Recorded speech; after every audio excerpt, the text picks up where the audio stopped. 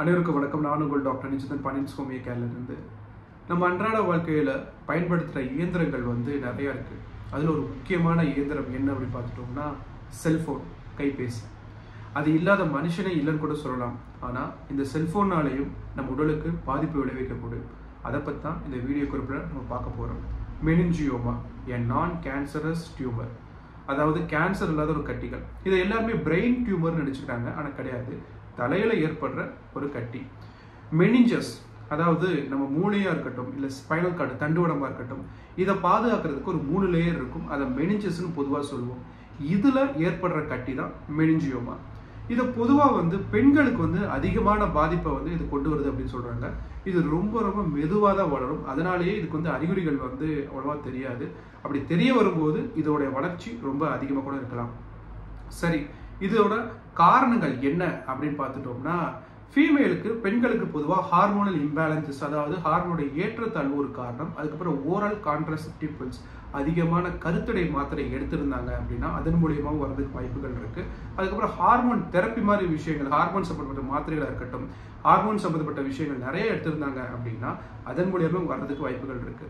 ஏற்கனவே நான் சொன்ன மாதிரி ரெண்டாவது முக்கியமான விஷயம் என்ன அப்படின்னு பார்த்துட்டோம்னா செல்போன் ரேடியேஷன், அதாவது செல்போன் டவராக இருக்கட்டும், செல்போன் மூலியமா ஏற்படுற கதிர்வீச்சு. சில பேர் பார்த்துட்டீங்கன்னா தலையில வச்சுட்டே போனை வச்சுட்டே தூங்குவாங்க. இல்லை அப்படின்னா இந்த டவர், செல்போன் டவர் இடங்கள்ல அதிகமாக வாழ்ற மக்கள், இவங்களுக்கு எல்லாமே இந்த தலையில முக்கியமாக இந்த மெனிஞ்சியோமா மாதிரி தொந்தரவு வர்றதுக்கு வாய்ப்புகள் இருக்கு. அதுக்கப்புறம் ஒபிசிட்டி, உடல் பருமன், அதுக்கப்புறம் நரம்பு கட்டிகள், நியூரோஃபைப்ரோமா, ஏற்கனவே நம்ம இதை பற்றி வீடியோவில் போட்டிருக்கோம். அந்த நரம்பு கட்டிகள் வந்தாலுமே இது நம்ம தலையில் வளர்ந்துச்சு அப்படின்னா அதன் மூலியமாகவும் நம்மளுக்கு இந்த மெனிஞ்சியோமா பிரச்சனைகள் வர்றதுக்கு வாய்ப்புகள் இருக்குது. அதுக்கப்புறம் ஜீன் மாடிஃபிகேஷன், மரபணு மூலியமாக நம்மளுடைய மூதாதையர்கள், தாய் தந்தை, தாத்தா பாட்டி இவங்களுக்கு இருந்தாலுமே நம்மளுக்கு வர்றதுக்கு இது வாய்ப்புகள் இருக்க தான் செய்யுது. சரி, இதோட அறிகுறிகள் என்ன அப்படி பார்த்துட்டோம்னா டபுள் விஷன், பார்வை மங்கலாம், இல்லை ரெட்டையாக தெரியலாம் அவங்களுக்கு. மெமரி லாஸ், அதாவது ஞாபக மறதி அதிகமாக இருக்கலாம்.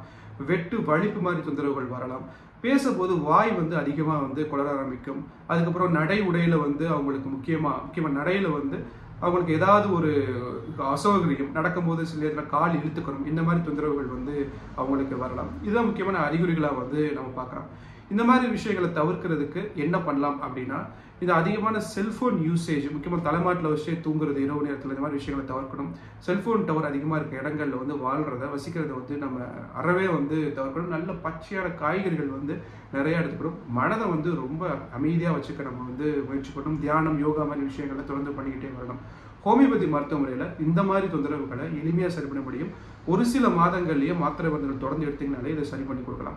தற்காலிகமாக ஏதாவது ஒரு மாத்திரை எடுத்துக்கலாம் அப்படின்னா ரூட்டா-6C, இது 3 வெளியும் 4 உருண்டைகள் சாப்பிட்றதுக்கு முன்னாடி தொடர்ந்து எடுங்க.